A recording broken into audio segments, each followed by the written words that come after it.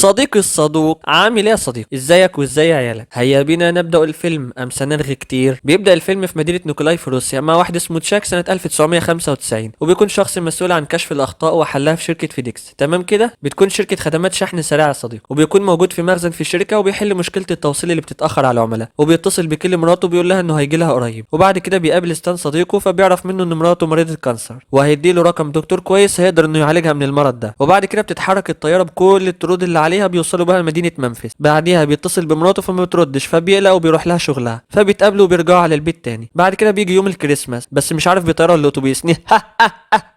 وبتتجمع العيله كلها. في الوقت ده بتيجي لتشاك رحله طيران طارئه، وبيقعد مع مراته ويعيد جدوله مواعيده. بتقول له اهم حاجه تكون في التلاجة.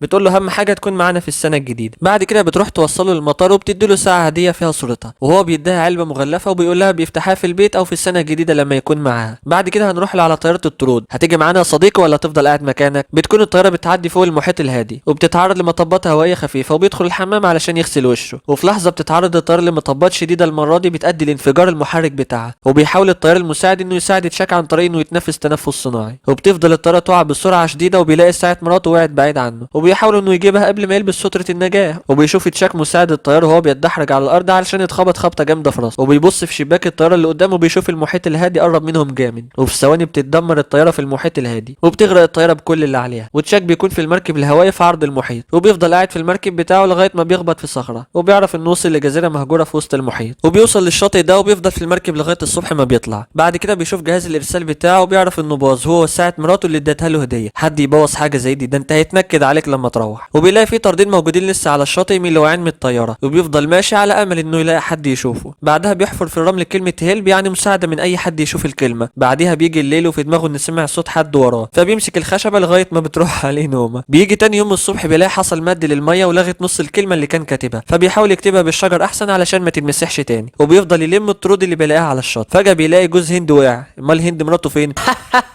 فبيحاول انه يكسرها وفعلا بينجح، فبيفتحها وبيشرب اللي فيها. بعد كده بيفضل ماشي في الجزيره وبيخترع حاجه يلبسها في رجليه علشان ما تتجرحش. فبيطلع تشاك على اعلى نقطه في الجزيره، وبيلاقي جثه الطيار بتاع طيارته. فبيروح له بيقرر انه يسحبه ناحيه الجزيره ويدفنه، وبالمره ياخد جزمته وبيلاقي معاه كشاف. بعد كده بيبدا تشاك انه ياخد على الجزيره، وبيحاول انه يجمع ميه المطر في جوز الهند ويصطاد السمك من البحر علشان يقدر ياكل. بعدها بيجي عليه نص الليل وبيشوف سفينه بعيده، فبيحاول ينادي عليها وبينور لها بالكشاف اللي معاه علشان تشوف. بعدها بيجي الصبح وبياخد المركب الهوائي بتاعه ويروح ليها، لكن موج البحر بيمنعه وبيقف في طريقه انه يوصل لها. فبتيجي موجه كبيره بتقلبه هو المركب وبتنزله على اعشاب في البحر، بتقطع المركب وبتجرحه في رجليه، وبيضطر انه يرجع للجزيره تاني. فالعاصفه بتيجي عليه تاني وبتبقى شديده برضه، فبيدخل كهف جوه الجبل. بيشغل الكشاف وبيلاقي قدامه شويه ميه بسيطه من المطر، فبينزل يشرب منها وبينام مكانه من تعبه، وبينسى الكشاف فبيسيبه مفتوح. تاني يوم بيطلع الصبح وبيكون الكشاف حجارته خلصت، فبيخرج من الكهف وبيروح للطرود اللي جمعها على امل انه يلاقي فيها اي اكل او اي حاجه يستفاد منها. فبيلاقي فيها شرايط فيديو وهديه ملفوفه بتكون كره يد، وبيكون موجود جزمه تزحلق على الجليد. واخر طرد ما بيرضاش يفتحه وبيسيبه زي ما هو، وبيستغل الحاجات اللي لقاها علشان يسهل الدنيا على نفسه. فبيلف حبل الجزمه على الجرح وبيستعمل حرفها لفتح جوز الهند بسهوله، وبيحاول يصطاد سمك تاني ويولع نار علشان يطبخه، بس ما بيعرفش يولع نار وبيفشل. فبيعور نفسه بالغلط وبيتعصب على الحاجات اللي حواليه وبيمسك كره اليد وبيرميها بعيد. بعدها بيغسل ايده في البحر وبيلفها بقماشه، ولما بيهدى بيبص للكره فبيلاقي ايده لما كانت متعوره عملت علامه على الكره، فبيعمل لها عين ومناخير وبق كانها شكل انسان. فبيحطها قدامه وبيكلمها على اساس انها واحد صاحبه، وبيقول له انه بيحاول يولع نار. فبينجح لاول مره انه يولع نار في القش، وبيكون فرحان جدا يا صديقي، وبيقدر انه يكبر النار ويولع في الخشب، وبيفضل يرقص عليها من فرحته، وبيشوي كابوريا عليها وبيقعد ياكلها هو بيكلم الكره صاحبه، وبيكون سمى الكره كبسوله سينمائيه يا صديقي. فجاه تشاك بيحس بالم في ضرسه فبيكون طفس وبيكمل اكل برضه، وبيقول لي كبسوله سينمائيه ان الطياره كانت ماشيه في مسار معين وبسبب الرياح والعواصف انحرفت تماما عن مسارها، وما لحقوش يبلغوا برج المراقبه باللي حصل. فمحدش عارف احنا فين، وشكلها كده محدش هيلاقينا ابدا. بعد كده بيجي تاني يوم وبيزيد الم ضرس تشاك عليه، والمره دي الالم بيكون شديد لدرجه انه بيبطل اكل. وبيقول لي كبسوله سينمائيه انه يتمنى انه يكون مع دكتور اسنان دلوقتي علشان كان يقدر يساعده. فبيضطر هو يخلع لنفسه ضرسه اللي وجعه بسن جزمه التزلج، وبيطير ضرسه وبيغمى عليه من كتر الالم وبينام مكانه. وبعد 4 سنين على الجزيره بيكون شكل تشاك اتغير خالص، وبتكون مهارته في صيد السمك اتطورت وبقى بيصطاد بكل سهوله، وبيكون حياته اتاقلمت على الجزيره وبيبات في الكهف. بيجي تاني يوم وبيلاقي باب موجود على الجزيره، فبياخده بيكون عايز يعمل له شراع لمركب، وبياخد راي كبسوله سينمائيه، فبيكسر النخل اللي حواليه بسن جزمه التزلج. وبيصمم المركب الخشبي بتاعه بقى عارف الشهور اللي فيها مد وجزر علشان يعمل حسابه في افضل وقت ينزل بالمركب البحر. بعد كده بيرجع الكهف تاني وبيقول لصاحب الكرة ان ما قدموش اختيار قدامه غير ان مركبه يعوم، ومش عاوز يموت على جزيرة لوحده وجنبيه كرة يد، فبيتعصب على الكرة وبيطردها وبيرميها بره الكهف، وما بيقدرش يقعد من غيره وبيفضل يدور وينادي عليه لغاية ما بيلاقيه وبيعتذر له وبيقول له معلش انا غلطان ومش هعملك كده تاني. بعد كده بيجي تاني يوم وبيجهز تشاكل المركب بتاعه مع الطرد اللي مرضيش يفتحه، فبيستنى لغاية ما الرياح تيجي في اتجاه بحاره، وبيكتب على الصخور ان قضى على الجزيرة 1500 يوم وانه هيهرب من الجزيرة، وبيقول انا بحب كيلي. بعد كده بيبدأ في ابحاره بالمركب بتاعه مع صديقه كبسولة، وبيحاولوا انه يعدي الموج وبتيجي موجة عالية، فبيرفع تشاك باب الكابينة وبيستخدمها كشراع علشان يساعده الهواء وانه يعدي الموجة العالية، وبينجح انه يعديها، وبيكمل ابحار تاني وبيشوف الجزيرة وهي بتختفي من قدامه، وبيكون مجهز جوز هند علشان يخزن فيه مية مطر ويشرب كل ما يعطش، وبيفضل لايام في البحر وبيشوف حيتان بتعدي جنبه كده عادي، وبينزل في المية يصطاد اكل من البحر، والجو بيتقلب مرة واحدة تاني والعاصفة بتشد عليه اكتر لدرجة انها بتخلع شراع المركب، وبيحاول انه يتمسك بالمركب على قد ما يقدر، وبتهدى العاصفة وبيصحى تشاك ما بيلاقيش صاحب الكرة جنبه، فبينادى عليه وبيلاقيه بعيد عن المركب، فبينزل البحر وبيحاول يروح له ما بيعرفش وبيخاف انه يبعد عن المركب بتاعه، فبيودعه تشاك وهو زعلان قوي على صاحبه وبيتأسف له انه مش قادر ينقذه، وبينام على المركب وهو زعلان انه ما عرفش ينقذه، وبيفضل نايم لغايه ما بيكون في سفينه معديه من جنبه. بعد كده بنروح لكيلي مراته وبيجي لها تليفون وبيقولوا لها ان تشاك لسه عايش، فبيغمى عليها من الصدمه، ويعدي 4 شهور وتشاك بيكون حلق وظبط نفسه ورجع لشكله الطبيعي، وبيكون معاه ستان صديقه وهم راجعين منفس مدينته، فستان بيقول له كيلي كانت مضطره انها تنساك بصراحه وتعيش حياتها، وكمان عملوا لك جنازه وقبره ودفنوه. طب دفنوه ازاي يا صديقي؟ وتشاك بيقول له انا حزين على موت مراتك انت كمان، واسف بصراحه علشان ما كنتش جنبك لحظه وفاتها. بعد كده بيوصل تشاك المطار وبيلاقي شركه فيديكس عامله احتفال بمناسبه رجوعه يا صديقي، وتشاك بيكون مستني يشوف كيلي مراته، لكن بيجي له فوزي وبيقول له ان زوج كيلي وهي بتعتذر انها مش قادره تشوفه واللي حصل ده بيكون صعب عليها، وبتحاول تفوق من صدمتها، فبيسيبه وبيمشي، وبيبص تشاك من الشباك وبيشوف كيلي وهي منهاره من العياط ومش عارفه تتصرف في الموقف اللي هي فيه، وبتركب عربيه فوزي وبتمشي. بعد كده زمايل تشاك بيعملوا له حفله في اوضه الفندق بتاعته وبيرحبوا فيها برجوعه، وبتنتهي الحفله وبيبص لكميه الاكل اللي قدامه واللي ما كانش اي حاجه منها على الجزيره، وبيبص للولاعه اللي بتقيد النار بكل سهوله، وفي الليل بينام على السرير وبيفضل بص على الساعه بتاعت كيلي اللي فيها صورتها، وبيقرر انه يروح لها بيتها، فبيركب تاكسي وبيوصل لها وبيفضل واقف قدام باب البيت ومتردد انه يخبط، وقبل ما يضرب الجرس بتكون فتحت له الباب، بتقول انا ما نمتش وسمعت صوت التاكسي اللي انت جاي بيه بره، وبتدخله بيتها وبتاخده بالحضن. بعدها بيشوف صور بنتها وبيعرف انها اتجوزت وخلفت، فبيسالها تشاك عن رساله الدكتوراه بتاعتها، فبتقول له ان بعد ما طيارتك اتحطمت كل حاجه في حياتي وقفت، لكن هكملها قريب جدا ما تقلقش، وبيقول لها تشاك انه جاي علشان يديها الساعه بتاعتها ويعرفها انه احتفظ بالصوره معاه. بعدها بيلاقي صور كتير على السفره، فبتقول له ان ده الورق الخاص ببحثها عن مكان تحطم الطياره، وبتوري له خريطه فيها مكان تحطمها ومكان الجزيره اللي كان عليها ومكان ما السفينه لقيته، وفضل على مركبه مسافه 500 ميل لحد ما السفينه انقذته. بعدها بتاخده للجراج بتاعه وبتعرفه انها ما بعتش العربيه واحتفظت بيها علشان ذكرياتهم اللي على العربيه، فبيقول لها انه عاوز يسوق العربيه وانه اتاخر عليها جدا وبتاسف لها، فبياخد العربيه وبيمشي وبتجري كيلو وراه وبتناديله وبتحضنه وبتقول له انا ما كنت متاكده انك عايش وانا لسه بحبك علشان انت حب حياتي وما قدرتش انساك ابدا، فبيركبها معاه العربيه عشان ما تفضلش واقفه تحت المطر، وبيقول لها لازم ترجعي البيت علشان عيلتك، وبيسيبها وبيمشي. بعد كده بيروح لصديقه ستان وبيحكي له عن ايامه في الجزيره وانه في مره قرر انه ينتحر ويشنق نفسه ولكن ما عرفش ينتحر، ووقتها حس انه ميعاده لسه ما جاش وانه لازم يعيش ويكافح اكتر لانه كان عارف وواثق ان كيلي مستنياه، ودلوقتي هو مش ندمان على الوقت اللي قضاه في الجزيره علشان كيلي كانت في باله كل لحظه ومش ناوي يضيع وقته تاني ويستغله كويس. وبعدها بيقرر انه يوصل الطرد اللي معاه ده لصاحبه من العنوان اللي مكتوب عليه، فبيوصل للعنوان وما بيلاقيش اي حد في البيت، فعلا فين بعد 4 سنين وكام شهر، فبيسيب الطرد مقفول عند باب البيت وبيكتب ان الطرد ده هو اللي انقذه واداله الامل في انه يعيش ويوصله لصاحبه، وبيسيب الطرد والجواب على الباب وبيمشي. فبيقف في مفترق طرق وبيقابل واحده بتقول له انت شكلك كده تايه، وكل اتجاه في المفترق ده بيوديك لمكان مختلف، وبتقول له واجهت كل طريق فيهم وبتعرفه، وبتسيبه وبتمشي، وبيشوف على العربيه نفس العلامه اللي على الطرد وبيعرف انها صاحبه الطرد. بعدها بيقف يتشك في مفترق الطرق علشان يقرر هياخد انهي طريق فيهم بعد ما سلم اخر طرد كان معاه في الطياره والطرد الوحيد اللي سلمه. وبكده